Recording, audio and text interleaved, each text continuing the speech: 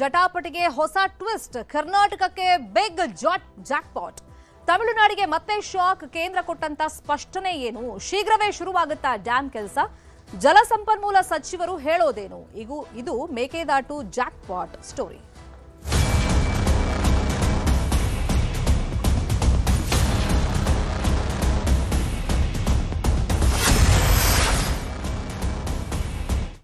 ಮೇಕೆದಾಟು ಯೋಜನೆ ವಿಷಯದಲ್ಲಿ ಕರ್ನಾಟಕ ಹಾಗೇನೆ ತಮಿಳುನಾಡು ಮಧ್ಯದಲ್ಲಿ ಹಗ್ಗ ಜಗ್ಗಾಟ ಇಷ್ಟೂ ವರ್ಷಗಳ ಕಾಲ ನಡೀತಾ ಇತ್ತು.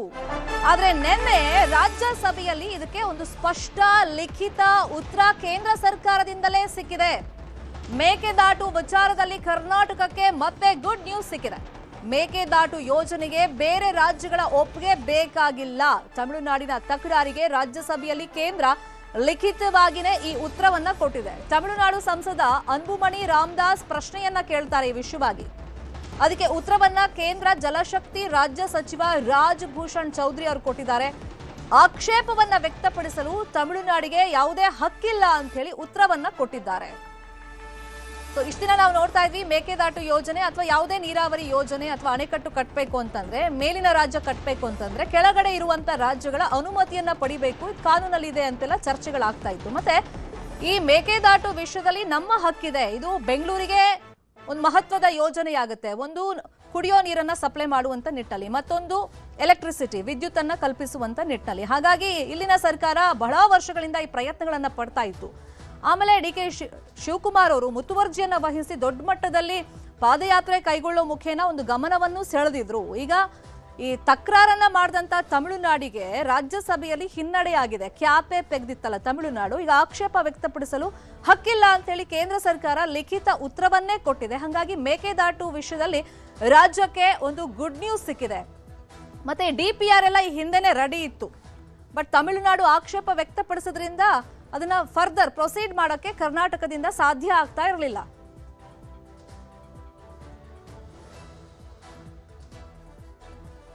ಇದೇ ವಿಷಯವಾಗಿ ಇನ್ನಷ್ಟು ಡೀಟೇಲ್ ಆಗಿ ಇನ್ಫಾರ್ಮೇಶನ್ ಕೊಡ್ತಾ ಹೋಗೋದಕ್ಕೆ ನ್ಯೂಸ್ ರೂಮ್ ಇಂದ ನೇರ ಸಂಪರ್ಕದಲ್ಲಿ ಕನೆಕ್ಟ್ ಆಗಿದ್ದಾರೆ ನನ್ನ colleague senior anchor Prithviraj Harnahalli. Prithviraj, ಇಷ್ಟು ವರ್ಷಗಳ ಕಾಲ ಈ ಮೇಕೆದಾಟು ವಿಷಯದ ಹಗ್ಗ ಜಗ್ಗಾಟ ಅಂತೂ ಕರ್ನಾಟಕ ಮತ್ತೆ ತಮಿಳುನಾಡು ಮಧ್ಯದಲ್ಲಿ ನಡೀತಾ ಇತ್ತು. ಮತ್ತೆ ಯಾವುದೇ ನೀರಾವರಿ ಯೋಜನೆ, ಇಂತಹ ಅಣೆಕಟ್ಟು ಯೋಜನೆಯನ್ನ ಪ್ರಸ್ತಾಪ ಮಾಡಿದಾಗ ಮೇಲಿನ ರಾಜ್ಯದವರು ಕೆಳಗಡೆ ರಾಜ್ಯದವರು ಪರ್ಮಿಷನ್ ತಗೊಳ್ಬೇಕು ಅಂತಾನೆ ಚರ್ಚೆಗಳಾಗ್ತಾ ಇತ್ತು. ಬಟ್ ಮೇಕೆದಾಟು ವಿಷಯದಲ್ಲಿ ಕೇಂದ್ರ ಸರ್ಕಾರ ಲಿಖಿತವಾಗಿ ಯಾವ ತರ ಸ್ಪಷ್ಟನೆ ಕೊಟ್ಟಿದೆ? ಫ್ಯೂಚರ್ ಅಲ್ಲಿ ತಮಿಳುನಾಡಿಗೆ ಏನಾದ್ರೂ ಆಪ್ಷನ್ ಇದೆಯಾ ಕಾನೂನು ಪ್ರಕಾರ ಹೋರಾಟ ಮಾಡೋದಕ್ಕೆ?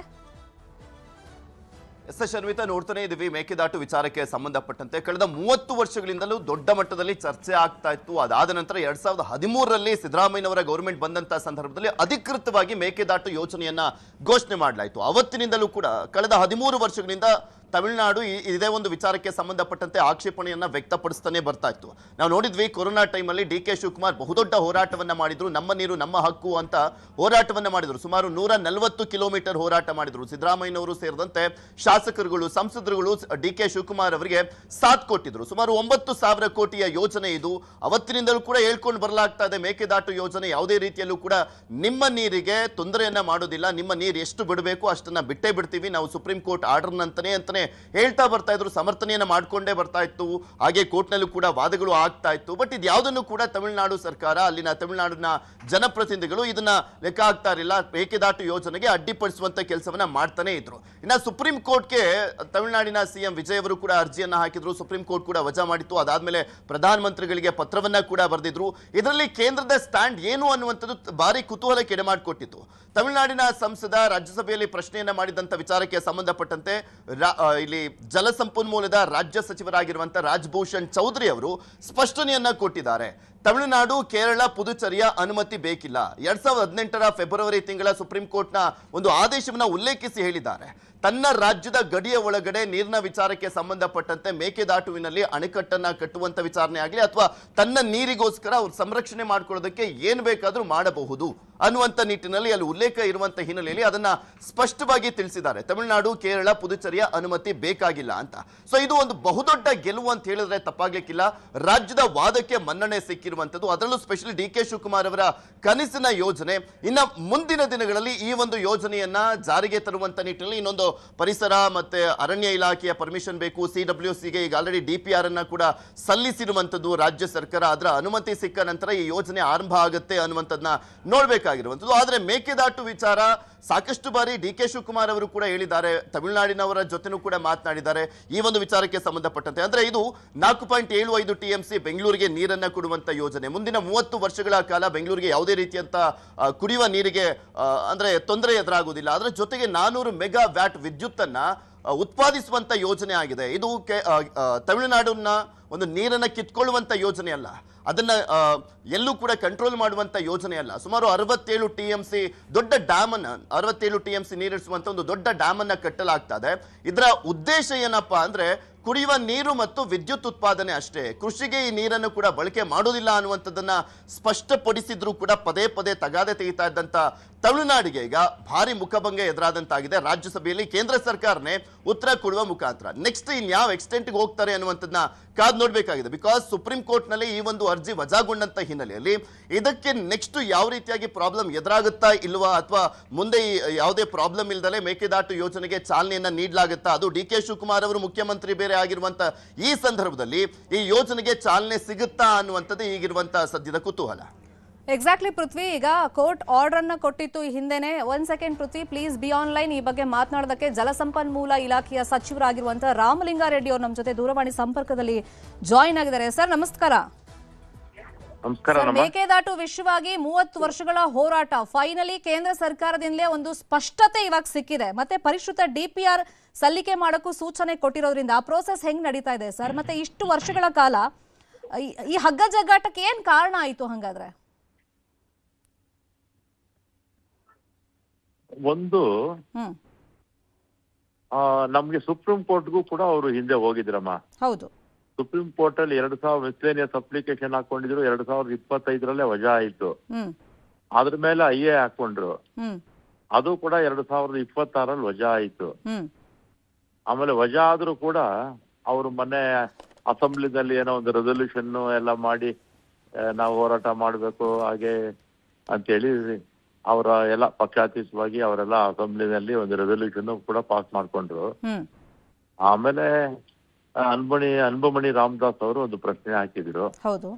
ಆ ಸಂದರ್ಭದಲ್ಲಿ ಕೇಂದ್ರದ ರಾಜ್ಯ ಸಚಿವರು, ಜಲಸಂಪನ್ಮೂಲ ರಾಜ್ಯ ಸಚಿವರು ಅವರ ವ್ಯಾಪ್ತಿನಲ್ಲಿ ಅವ್ರು ಏನ್ ಬೇಕಾದ್ರೂ ಮಾಡ್ಕೋಬಹುದು ಅಂತ ಹೇಳಿ ಸ್ಪಷ್ಟವಾದ ಉತ್ತರವನ್ನ ಕೊಟ್ಟಿದ್ದಾರೆ. ಈಗ ಯಾವ ಅಡೆತಡೆಗಳು ಕೂಡ ಇಲ್ಲ. ಸುಪ್ರೀಂ ಕೋರ್ಟ್ 2 ಸಲ ಅವರು ಮಿಸ್ಲೇನಿಯಸ್ IA ಎರಡೂ ಕೂಡ ವಜಾ ಮಾಡಿದ್ರು. ಅದರಿಂದ ನಮ್ಗೆ ಅಣೆಕಟ್ಟು ಕಟ್ಟೋದಿಕ್ಕೆ ನಮಗೆ ಯಾವ ಸಮಸ್ಯೆನೂ ಕೂಡ ಇಲ್ಲಮ್ಮ. ಹೌದು ಸರ್. ಈಗ ಮತ್ತೆ DPR ಪರಿಷ್ಕೃತ DPR ಸಲ್ಲಿಕೆ ಮಾಡಕ್ಕೆ ಆ ಪ್ರೋಸೆಸ್ ಎಲ್ಲ ಹೆಂಗ್ ನಡೀತಾ ಇದೆ? ಯಾವಾಗ ನಮ್ಮ ಸರ್ಕಾರದಿಂದ DPR ಸಲ್ಲಿಕೆ DPR ನಾವು ಸಲ್ಲಿಸಿದ್ವಿ. ಹೌದು, ಆದ್ರೆ ಸ್ವಲ್ಪ ಬದಲಾವಣೆ ಮಾಡಿ ಕಳಿಸಿ ಅಂತ ಹೇಳಿದ್ದಾರೆ. ಬದಲಾವಣೆ ಮಾಡಿ ನಾವು DPR ಕಳಿಸ್ರೆ ಈ ಬಾರಿ ಅನುಮೋದನೆ ಸಿಗುತ್ತೆ. ಅದಕ್ಕೂ ಮುಂಚೆ ನಾವು ಫಾರೆಸ್ಟ್ ನಮ್ಮ ಲ್ಯಾಂಡ್ ಏನು ಮುಳುಗಡೆ ಆಗೋದಿಲ್ಲ, ಅದಕ್ಕೆ ಆಲ್ಟರ್ನೇಟ್ ನಾವು ಜಾಗ ಕೂಡ ಕೊಡಬೇಕು. ಈಗಾಗಲೇ ಅದನ್ನ ನಮ್ಮ ಜಿಲ್ಲಾಧಿಕಾರಿಗಳಿದಾರಲ್ಲ, ಮಂಡ್ಯ ಜಿಲ್ಲಾಧಿಕಾರಿಗಳು ನೋಡಲ್ ಆಫೀಸರ್ ಅವ್ರಿಗೆ ಜವಾಬ್ದಾರಿ ಕೊಟ್ಟಿದ್ದೀವಿ. ಈಗ ಕ್ಯಾಬಿನೆಟ್ ಅಲ್ಲಿ ಒಂದು ತೀರ್ಮಾನ ತಗೊಳ್ಬೇಕು. Fine sir. ಈಗ ತಮಿಳುನಾಡು ಸೇರಿದಂಗೆ ಯಾವುದೇ ಕೆಳಭಾಗದ ರಾಜ್ಯದ ಒಪ್ಪಿಗೆ ಏನು ಅಗತ್ಯ ಇಲ್ಲ ಇದಕ್ಕೆ ಅಂತ ಕೇಂದ್ರ ಸರ್ಕಾರನೇ ಸ್ಪಷ್ಟಪಡಿಸಿದೆ. ಈ ಹಿಂದಿನಿಂದಲೂ ತಮಿಳುನಾಡಿಗೆ ಅಂತಲ್ಲ, ಹೌದು, ಎಲ್ಲಾ ಬೇರೆ ಎಲ್ಲರಿಗೂ, ಕೇರಳ, ಪುದುಚೇರಿ ಎಲ್ಲರಿಗೂ ಅನ್ವಯಿಸುತ್ತಮ್ಮ. ಫೈನ್. ಅಂದ್ರೆ ಇಷ್ಟು ದಿನ ಇದ್ದಿದ್ದೇ ಒಂದು ಜಟಾಪಟಿ, ಒಂದು ತಮಿಳುನಾಡು ಮತ್ತೆ ನಮ್ಮ ರಾಜ್ಯಕ್ಕೆ. ಮತ್ತೆ ಇದೇ ವಿಷಯವಾಗಿ ಕೇಂದ್ರ ಸರ್ಕಾರ ಒಂದು ಸ್ಪಷ್ಟತೆ ಕೊಡ್ಲಿ ಅಂತ ಕೇಳ್ತಾ ಇದ್ವಿ ನಾವು ಕೂಡ, ಅಂದ್ರೆ ನಮ್ಮ ರಾಜ್ಯದಿಂದ ಪ್ರಮುಖರು ಹೋದಂತ ಸಂದರ್ಭದಲ್ಲಿ. ಈಗ ಒಂದು ಸ್ಪಷ್ಟತೆ ಸಿಕ್ಕಿರೋದ್ರಿಂದ ಈ ಯೋಜನೆ ಆಗಕ್ಕೆ ಇನ್ನು ಎಷ್ಟು ಟೈಮ್ ಬೇಕಾಗಬಹುದು ಸರ್ ಅಂದಾಜು? ಈಗ DPR ನಾವು ಸಬ್ಮಿಟ್ ಮಾಡಿದ್ಮೇಲೆ ಅವ್ರ ಅನುಮತಿ ಕೊಡ್ತಾರೆ, ನಮ್ಗೆ ಇನ್ನೇನು ಡಿಲೇ ಏನು ಆಗೋದಿಲ್ಲ.